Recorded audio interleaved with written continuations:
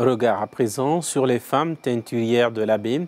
Là-bas, vous allez le voir, l'activité pratiquée initialement par les Saracoulés de la région est devenue une activité lucrative et bénéfique. Comment cela se déroule sur le terrain? C'est un reportage grand format signé Salematou Diallo. Cette profession qui était exercée au départ par les Saracoulés est pratiquée de nos jours par bon nombre de personnes. Même si ces habits à caractère traditionnel sont fortement convoités ici et ailleurs, le processus de production reste long et coûteux. Nous prenons les tissus en crédit et nous les distribuons chez les personnes qui doivent coudre pour nous selon les motifs. C'est après cela, nous imbibons ces tissus dans des fûts qui contiennent de l'indigo. Après cette étape qui prend quelques jours, nous retirons ces tissus dans les fûts, nous les suspendons sous le soleil avant de les amener chez les blanchisseurs traditionnels. C'est après tout ça que nous obtenons le produit fini. Au grand marché de l'Abbé, la réalité est tout autre. L'écoulement des produits et le manque de lieux appropriés pour la vente sont aussi des difficultés que rencontrent ces vendeurs d'indigo. Nous faisons ce métier avec toutes les difficultés. Même si nous avons un client, nous ne pouvons pas vendre parce que la garde communale nous poursuit partout. Nous voulons un lieu où nous pouvons vendre en toute sécurité.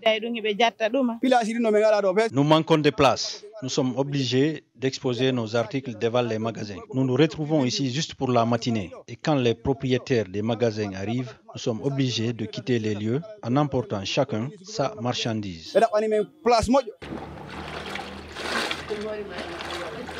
Étant un héritage transmis de génération en génération, ce métier reste une fierté pour cette communauté. Qu'est-ce que vous êtes en train de verser dedans? C'est de la poudre d'indigo. À quoi sert cette poudre? C'est ce qui donne de la couleur bleue au bazin. Comme ce que vous voyez derrière moi. Cependant, la contrefaçon de leurs produits accentue la rareté de la clientèle, fustige ce doyen avant de lancer un appel aux autorités compétentes. Ce qui nous dérange, c'est le contrefait des tissus que les Chinois font. Ce sont des tissus qui ne ressemblent pas à ce que nous produisons. Ça n'a pas la même valeur. Ils viennent revendre ça aux Guinéens alors que ça n'a pas de garantie. Nous demandons aux autorités de diminuer le prix des bazins et des matières premières et surtout de ne pas accepter que les Chinois viennent saboter nos produits.